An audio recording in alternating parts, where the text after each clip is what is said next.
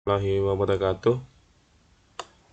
Perkenalkan, nama saya Muhammad Rias Rasid dengan NIM L0211811024. Jadi dalam video ini dibuat demi pemenuhan tugas mata kuliah Ekotoksikologi Akuatik tahun 2022. Jadi di sini saya akan mereview skripsi yang berjudul Bioakumulasi Mikroplastik pada Ikan Orisia celebensis yang ditulis oleh penulis Andi Sri Sawalinda. Baik, langsung saja. Di sini di bagian terbelakang, jadi penulis memberikan gambaran mengenai ikan Orisia celebensis dan khususnya ikan ini yang berada di Sulawesi Selatan. Jadi penelitian mikroplastik telah banyak dilakukan pada beberapa jenis spesies ikan.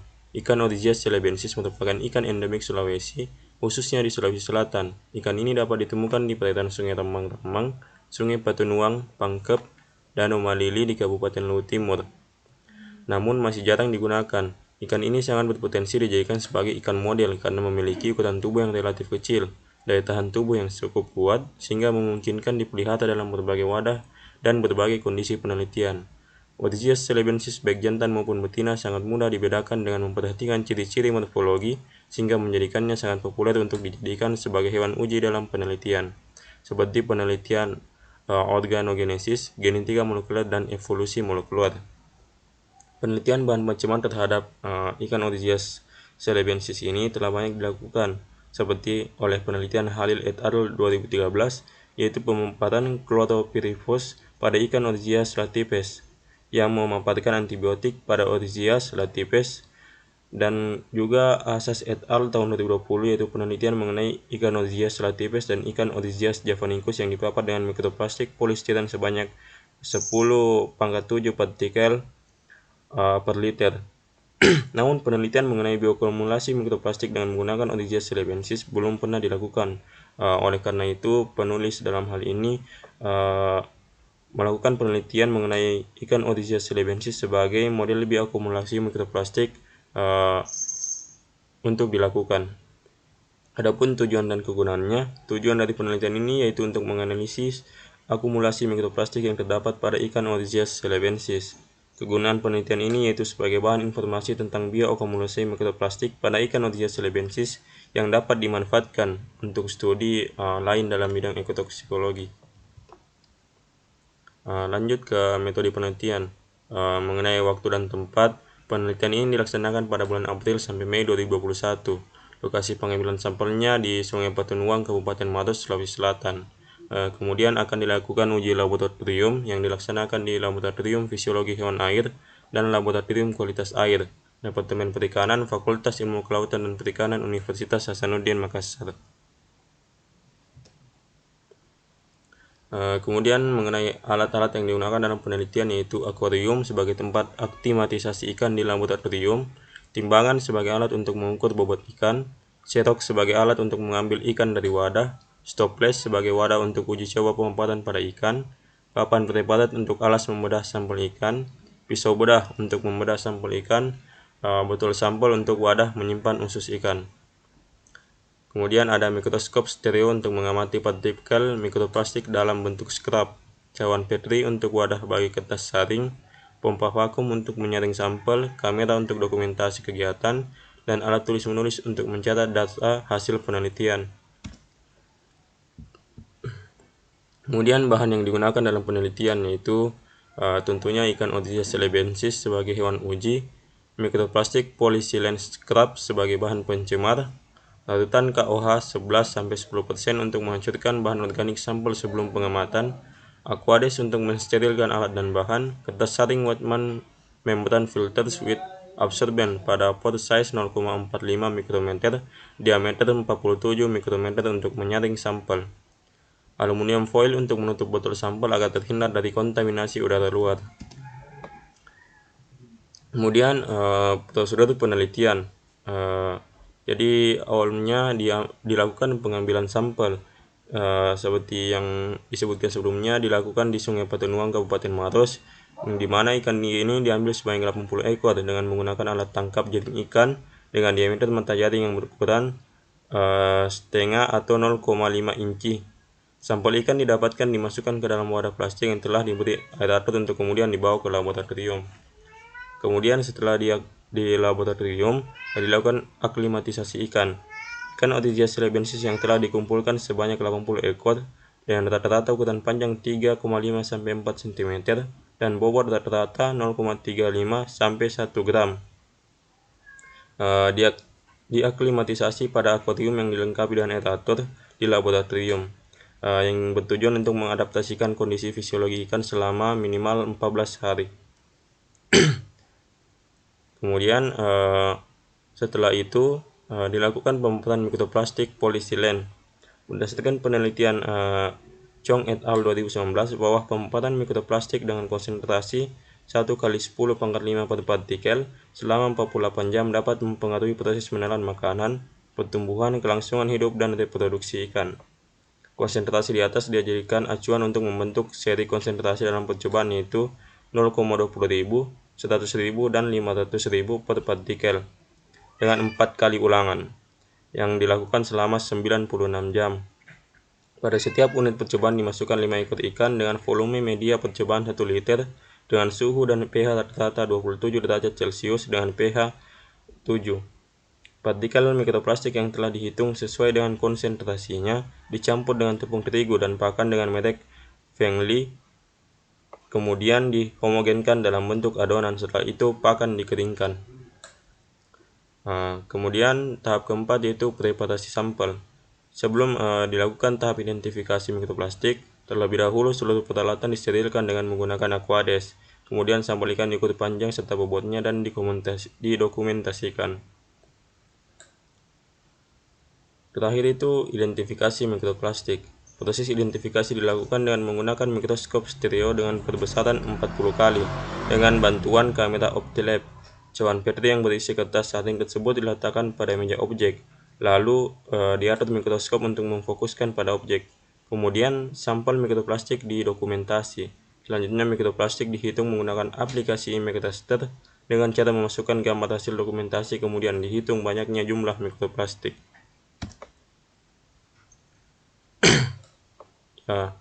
Kemudian dilakukan penghitungan beberapa variabel penelitian. Yang pertama itu konsentrasi mikroplastik.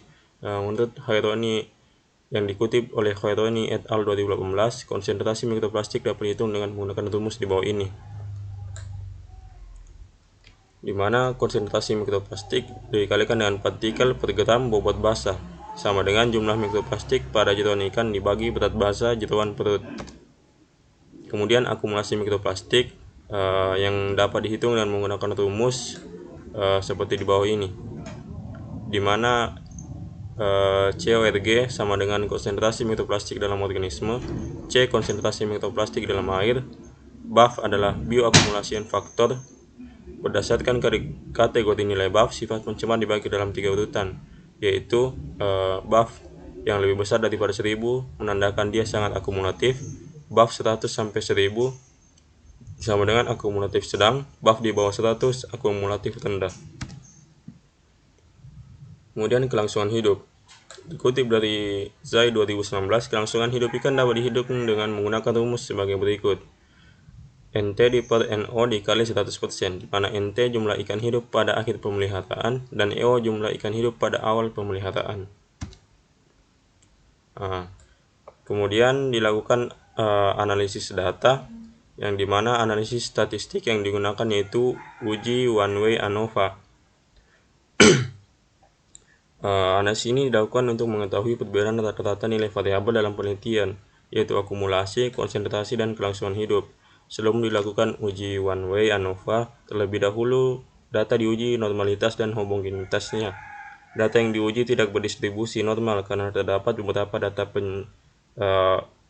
pencitan. Kemudian data pencilan tersebut dihilangkan sehingga data menjadi normal dan homogen. Setelah data berdistribusi normal dan homogen, maka digunakanlah uji parametrik dengan one-way ANOVA.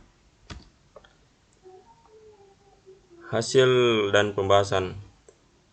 Di sini hasil penelitian konsentrasi mikroplastik dalam tubuh ikan Otygius celebensis yang ditemukan pada perlakuan 20.000, 100.000, dan 500.000 partikel dapat dilihat pada gambar di bawah ini. Jadi gambar ini menunjukkan bahwa semakin tinggi konsentrasi yang dipaparkan, maka konsentrasi yang ditemukan di dalam tubuh ikan juga akan semakin tinggi. Dan semakin rendah konsentrasi yang dipaparkan, maka konsentrasi yang ditemukan dalam tubuh ikan juga akan semakin rendah. Di sini pada seri konsentrasi 20.000 partikel, rata-rata jumlah konsentrasi yang ditemukan di dalam tubuh ikan sebanyak 324 sampai kurang lebih 250,8 partikel per bobot basanya. Begitupun dengan yang seri 100.000 dan 500.000 yang menghasilkan seri bobot basa yang berbeda-beda. Dari ketiga seri konsentrasi yang dipaparkan pada ikan Cetiosia celebensis, tidak ada perbedaan nyata pada setiap perlakuan yang digunakan. Kemudian hasil penelitian bioakumulasi mikroplastik pada ikan Odysseus celebensis yang ditemukan pada perlakuan 20.000, 100.000 dan 500.000 partikel dapat dilihat pada tabel di bawah ini. Di sini menunjukkan semakin tinggi seri konsentrasi yang digunakan, nilai akumulasinya akan semakin rendah. Sebaliknya pun begitu. Pada seri konsentrasi 20.000, jumlah akumulasi pada ikan Odysseus celebensis rata-rata ditemukan sebanyak 9.793. Pada seri konsentrasi 100.000 ditemukan sebanyak 7.829, sedangkan pada seri konsentrasi 15.000 ditemukan sebanyak 6.201. Dari ketiga seri konsentrasi tersebut terdapat perbedaan nyata pada perlakuan 20.000 dan 500.000. Kemudian hasil penelitian pada kelangsungan hidup ikan Odysseus celebensis berbanding terbalik dengan konsentrasi yang dilakukan, sehingga dapat dilihat pada gambar di bawah ini. Semakin tinggi pemaparan mikroplastik, maka laju kelangsungan hidup ikan akan semakin rendah. Kelangsungan hidup ikan yang dipaparkan pada perlakuan 0 kontrol 20.000, 100.000 sampai dan juga 500.000 partikel masing-masing adalah secara berurut, yaitu 90%, 60%, 10%, dan 0%. Sebanyak 20 ekor ikan di setiap perlakuan pada perlakuan 0 kontrol yang bertahan hingga akhir percobaan sebanyak 18 ekor.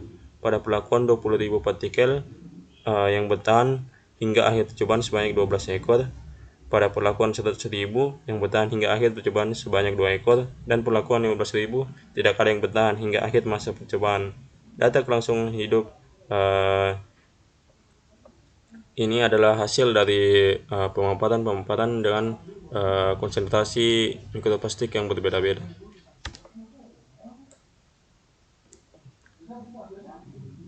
Nah, ini adalah gambar mikroplastik yang ditemukan terakumulasi pada ikan Odysseus celebensis. Sejalan dengan penelitian Kiao et al. 2019 menunjukkan bahwa mikroplastik yang permukaannya kasar dapat menyebabkan berbagai tingkat kerusakan pada mukosa usus bagian depan. Mikroplastik dominan ditemukan pada bagian usus depan. Mikroplastik yang berukuran relatif besar membatasi mikroplastik yang berukuran lebih kecil ditransfer ke hati melalui sirkulasi sistem. Pada umumnya, mikroplastik yang ukurannya relatif lebih besar dapat dengan mudah masuk ke dalam saluran pencernaan, namun dengan jumlah relatif sedikit. Nah, bisa dilihat di sini dari ketiga gambar ini, gambar B merupakan gambar dengan besaran yang sangat besar dibanding gambar A dengan gambar C, dengan ukuran panjang hampir sampai 0,58 mm. Kemudian dari penelitian di atas dapat ditarik kesimpulan bahwa bioakumulasi mikroplastik pada ikan Odysseus celebensis dengan konsentrasi 2000 partikel per 1 lebih banyak karena waktu paparan yang lebih lama. Sedangkan jumlah rata-rata konsentrasi mikroplastik yang ditemukan berbanding lurus dengan seri konsentrasi yang digunakan. Kematian tertinggi yaitu pada konsentrasi tertinggi sebesar 100%, dan kematian terendah yaitu pada konsentrasi terendah sebesar 40%. Adalah beberapa daftar pustaka yang